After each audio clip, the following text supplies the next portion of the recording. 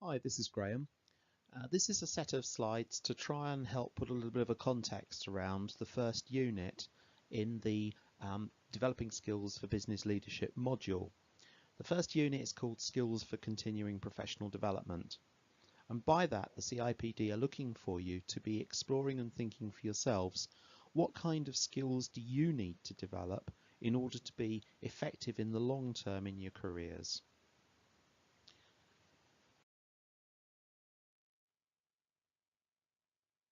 In most roles, I don't tend to find it very helpful to think just of skills. To my mind, there are three elements that come together that help make somebody effective in their position. The first is knowledge, the second are skills, and the third are their attitudes.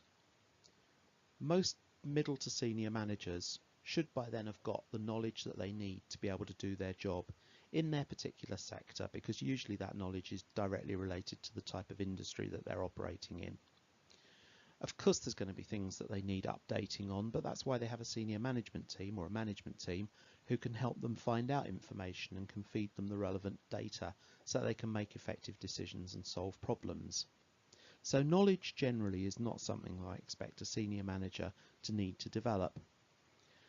Skills can change. So the skills that we need at a very junior level might be very different or performed at a very different level as we start to work our way up through our career, trying to avoid saying up the hierarchy, though often of course that's what it amounts to. So a senior manager probably needs to have better skills at handling groups, better skills of facilitation perhaps, better skills at public speaking, better skills in dealing with the press. Those kinds of things are perfectly reasonable. They're new skills that are coming in with the job at a particular level. But generally, when I interview senior managers, I find them very reluctant to admit that they have a skill gap. Generally, what they will do is come up with something which they consider to be safe, and they'll confess that, yes, that's something they do need to develop, but they haven't really had much time to do so. The most obvious example being networking skills. They're absolutely critical at a senior level, and yet most senior managers don't make the time to develop them, don't see the importance of them, and, as I say, think they're a safe option to try and explain to somebody, yes, maybe I do need to develop those. One of your jobs, of course, as an HR professional is to get in under that skin and to be able to try and help them to see what kind of skills would be useful to them in a particular role. The third aspect, which is attitudes, is the one that I find makes the biggest difference to anybody's performance in almost any job. If you have somebody who has a fundamentally negative attitude, then they are never going to be as productive as somebody who has a fundamentally positive attitude. That kind of goes without saying. But there are a lot of other attitudes that can impact on somebody's performance. A really obvious example would be somebody who we find is bullying in an organisation. Almost always, the bullying comes down to their attitudes. It is an attitude. Psychologists define attitudes as being the behaviour that comes out of somebody's beliefs and is almost always directed towards something. So a bully directs their behaviour towards the person that they are bullying, and it usually stems from some kind of set of beliefs about how that person ought to be. They ought to be totally competent. They ought to need no motivation. They ought to be highly reliable. And as soon as they see a chink in the armour, a chink that says this person isn't absolute perfection, then the bully goes for it, because it's a conflict with the beliefs that they have got. Now, patently we can't have bullies. Patently what is happening there is that their attitudes are wrong, and so our job as HR professionals is again to try and get under the skin of that person, to try and help them understand what their beliefs are and how they may not be totally effective or totally accurate. Quite often I find that people who are bullies have picked that up from somebody else who was a significant role model to them. And so sometimes just looking back over the kind of people that they have begun to model for themselves can sometimes help them see some light bulbs come on. But anyway, we can talk about that later on. The key thing here is for you to be thinking about what is the knowledge that I need to develop. And in a way, that's part of what this course is all about. What are the skills that I need to develop? And that is certainly part of what this course is about.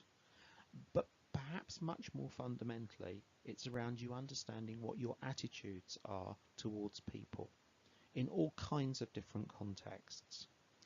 That's the thing that's going to make the biggest difference to your career as an HR professional. We talk about lifelong learning in the adult education sector, at least. There is no reason why somebody should stop learning at a particular age or at a particular stage in their career. You may not have heard of it, but there's a thing called the University of the Third Age, which is specifically targeted at people who are in retirement. It's a loosely structured organisation that aims to try and help encourage people who have retired to continue to develop their interests and their analytical skills and their thinking around key topics. Very often things that they haven't had the time or the opportunity to develop while they were in employment. That's at one end of the spectrum, perhaps. But throughout our careers, it's important that we're also always learning. What's important for you as individuals is to be thinking about what motivates you to want to continue to learn and to do so in a positive way.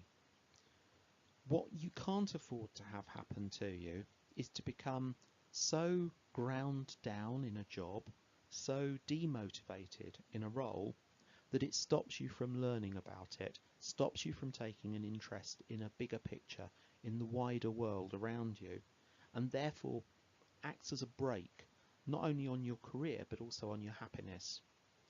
It's really important that you begin to recognise what it is that excites you about learning new things, about adopting new ideas, about developing new skills, and also about exploring yourself and your attitudes to people, to life, to the world in general. By keeping an open mind, you'll be able to continue to develop in your careers, and perhaps if necessary, if it becomes appropriate, to step sideways in your career and move along a different path. And we're going to be exploring that quite a lot, because that is a pretty important thing for HR professionals who are really going places to be reflecting on. This is a bit of an aside, but it's some really interesting research which has just started emerging, and I thought I'd share it with you. There's been a lot of questions flowing around in recent times about why older people are generally more conservative than younger people. It's something which obviously is obvious if you step back and look at it. Younger generations are always more exploratory. They always tend to be involved in new things, new art movements, new music movements, and so on. But why is it that older people tend to become more conservative, even if they've been very liberal when they were younger? It seems that there are three things which are happening which are causing that. The first one is that there seems to be a decline in our intellectual curiosity. It's not true of everybody, but it's a kind of sort of population shift, that the majority of people, as they get progressively older, take less and less interest in learning new things and understanding things. So somebody at, say, 10 is very curious about the world around them. By the time they're 20, a large number of people will have lost that curiosity. By the time they're 30, it will have diminished even more, and so on until they die. It's not a switch, it doesn't just turn off at a certain point. It seems to be a pretty steady decline. Although most people will probably have a time that they can point a finger at and say, that was my peak. The second aspect is that our judgment as we get older slows down. We become slower at making decisions. In order to allow us to make decisions, because that's an important survival instinct, we need to put things into categories. Then we don't have to think something through from first principles right at the beginning. All we have to do is to say, it looks like that, therefore I'll go with that category, that choice. It makes our judgment a little bit quicker. It compensates for the slowing down of our ability to think things through from first principles. The third factor which comes in is that our self-esteem tends to be built on our ability to feel that we are right. So somebody who has a lack of self-esteem is very often someone who finds it hard to believe that they are right.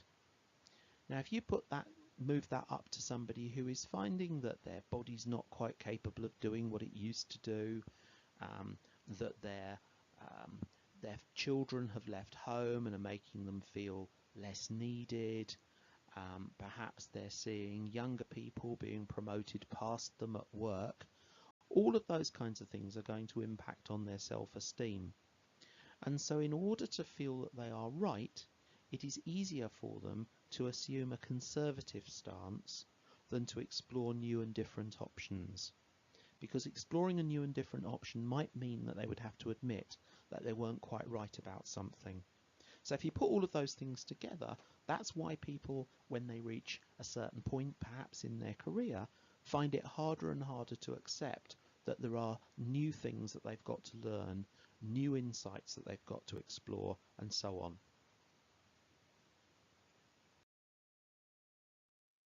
I think just about every psychologist under the sun has written something about attitudes. That's because attitudes, and in particular attitude change, is a really important topic. As HR professionals, we are constantly having to look at forms of attitude change, whether it's when we're dealing with an individual person, trying to get them to look at something differently, whether it's that we're trying to increase performance or productivity, or perhaps we're trying to change the culture in an organisation as part of an OD initiative. Whatever it is, attitude change is really important. Probably the person who has contributed most in recent years to attitudes and attitude understanding, or certainly had contributed most in recent years, was a Harvard professor called Kelman. He published some papers back in the late 1950s and early 1960s that pretty much identified the processes by which people change their attitudes. There have been some good nuances of that that have come out in the last sort of few years around motivation, and I'll pick up on those during the course of the module. Essentially, what Kelman said was that people have attitudes, but attitudes are very flexible. We can shift them, and we do shift them an awful lot, far more than most people would realise. That said, our basic attitudes, our initial attitudes, tend to come from our parents. The way in which or the prompt for us to change our attitudes is when we feel uncomfortable doing something or uncomfortable with something that we're being asked to do. We may not be anti it, it's simply that we feel uncomfortable around it. And that's usually because our attitudes are different to the behaviour that we're being called upon to exhibit, or would lead to a different behaviour.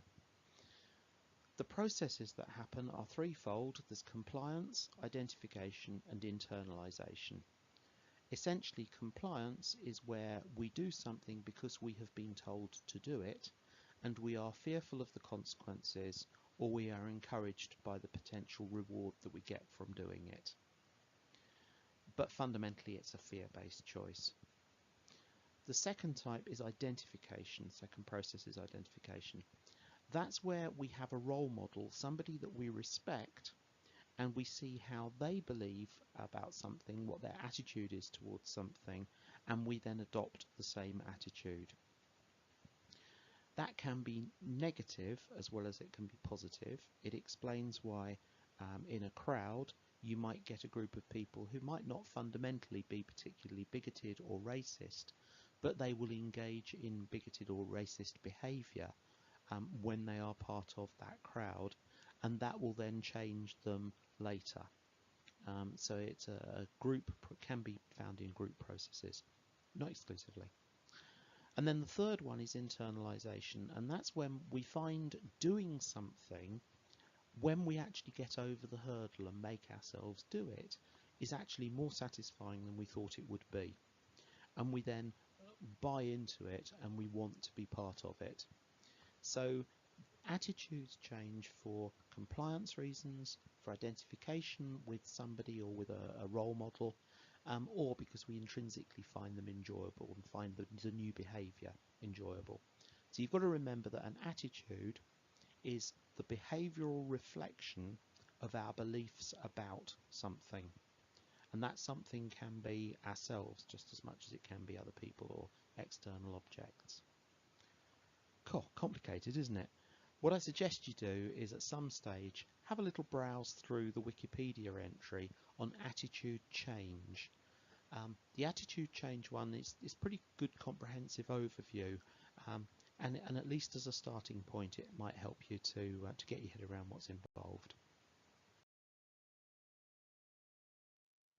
As far as the idea of professional development, the CIPD has what they call 3 savvies. The business savvy, being able to understand how an organisation will be successful. Organisational savvy, in other words, understanding how people in an organisation affect its success. And contextual savvy, in other words, understanding macroeconomics, changes in society, I would also say technology changes and industry changes and so on, how those are going to influence the success of an organisation. So your CPD plan and the kind of activities that you engage in need to help you to build on your business savvy, your organisational savvy and your contextual savvy. That's a lot quicker, isn't it, than the attitude change comments? There you go. So how do we get to develop ourselves? You probably won't appreciate this. It's not fundamentally by going on training courses. We develop ourselves by improving our self-awareness. A training course might provide us with the opportunity to do that, but at the end of the day, fundamentally, what we have got to do is to reflect on ourselves and improve our own self-awareness, because that's the way in which we improve. There are lots of different ways in which you can do that. Meditation, more spiritual forms of yoga, for example, whatever works for you. But the core element in there, the generic term that we use to apply to that, is reflective practice. You can do the same thing time and time again, and you will never get any better. The only way you will improve your performance, is by reflecting on what you have done and being open to the fact that you could do it better another time. And that's really the essence of development. It's about finding the space, finding the tools that work for you to reflectively practice. You'll find I tend to encourage you over the course of the next 6 months to develop your journaling skills. I'll explain a lot more about that when we come to the course and then in one or other of the sessions. But the important thing is that you are open to the fact that everything we do needs to be examined and looked at as a way of improving. What can we do differently next time that will be better? So, in a nutshell, your CPD plans need to reflect a broad-ranging knowledge base, cover a wide array of what I would describe as transferable skills, skills that will be of value to you in the longer term and not necessarily exclusively in an HR context. In fact, almost definitely not in exclusively an HR context. And then about developing deep self-awareness. The people who succeed in HR and whose careers move on are ones who have developed an ability to understand themselves. They may not be perfect, they may not be a a deep psychological understanding, but they are people who have got that level of self-awareness, out of which comes confidence.